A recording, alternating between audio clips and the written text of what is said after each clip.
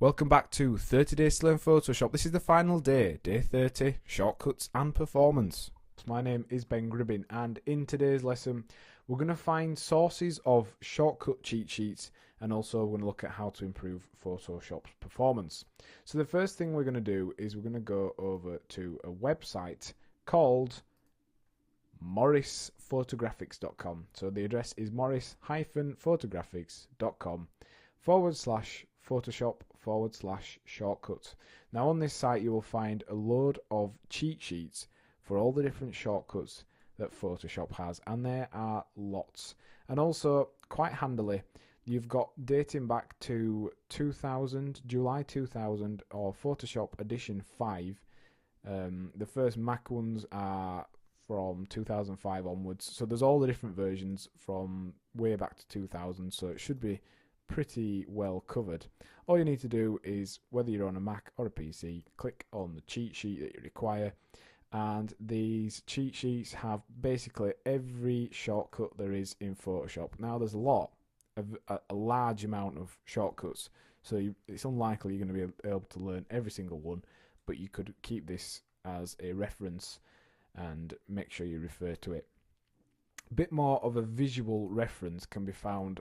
Smashing Magazine will display the URL along the bottom, because on this reference you actually have a sort of keyboard broken down into a keyboard of all the different tools where everything is, and it's a little bit handier. Now you could probably buy a vinyl cover for some keyboards with this on, but this is sort of the same kind of thing, but you could just print this out, keep it handy, and you can reference all the different tools, what you need to press. It tells you what the different colours and things along the top reference too.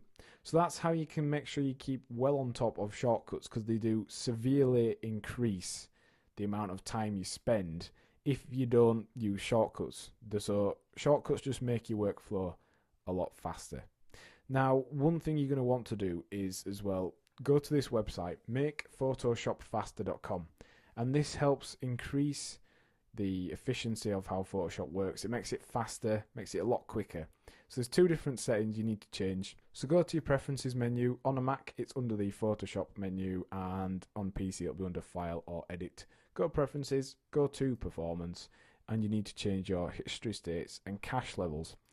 Go back to the website and just input the following. Put 20 history states and 1 cache level, and that will help you be able to speed up the whole process. We've got currently 20 history states, so if we change that back down to 10 and we put cache levels to 1, that will just help overall speed up Photoshop, and it'll make it a lot quicker, a lot more speedy. You can also change the amount of memory you're willing to donate or dedicate to Photoshop when it's open. So you can see here we've got basically 4 gig of RAM. We've got an ideal range here between 2049 and 2683. So set it wherever you are able to do so. The more you can give it, the more speedier Photoshop will actually run. So that's just something to bear in mind. And it might be worth possibly considering a RAM upgrade if you want to make Photoshop run a lot quicker and more efficiently. And these changes won't take effect until the next time you open up Photoshop. So after you've done this, press OK, close down Photoshop, and then reboot it, and your changes will have taken place. So that's the first part of the performance. Then you want to go on to Preferences, File Handling, Image Previews, and Never Save. So Photoshop, Preferences, File Handling, Image Previews. Here we've always save on ours, so we want to turn that to Never Save. And append file extension is fine. All of those are fine. So if we then went to close Photoshop and we waited for it to close down, when we rebooted Photoshop, it will run a lot quicker and a lot faster.